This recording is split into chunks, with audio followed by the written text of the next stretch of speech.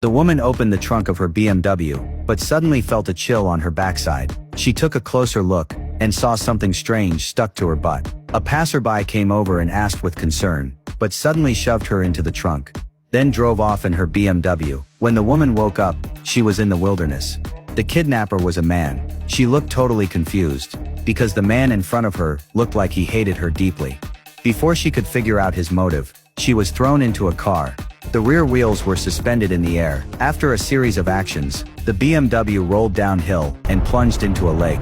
It was meant to stage a perfect accident, but unexpectedly, the woman kicked open the car window and struggled to swim up from the lake.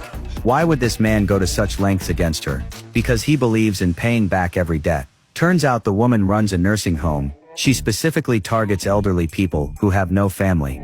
No matter how powerful they once were, they all become lambs to the slaughter. She has a well-developed system for guardian fraud. She scams the elderly out of their wealth for her own luxury.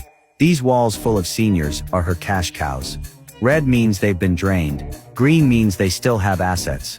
If they die, their photo gets torn down and heartlessly thrown into the trash. In this country, children aren't legally obligated to support their elderly parents.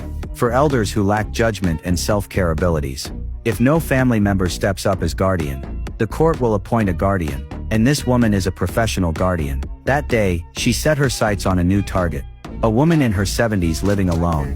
She was healthy with no medical history, and had more pension than she could spend. She was the ideal high-value target. The woman quickly colluded with a shady doctor, and had a diagnosis issued, stating the old lady was unfit to care for herself.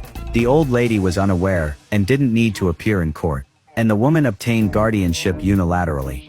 When the woman knocked on the door, the old lady looked confused. Soon she received a court ruling, saying she had lost her ability to live independently, to ensure better care. The court kindly appointed this stranger as her guardian. The old lady didn't know whether to laugh or cry.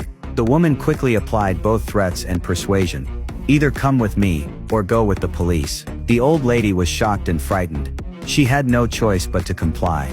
Before she knew it, she was stuffed into a car, and was taken to the nursing home. Still confused, her phone and wallet were quickly confiscated.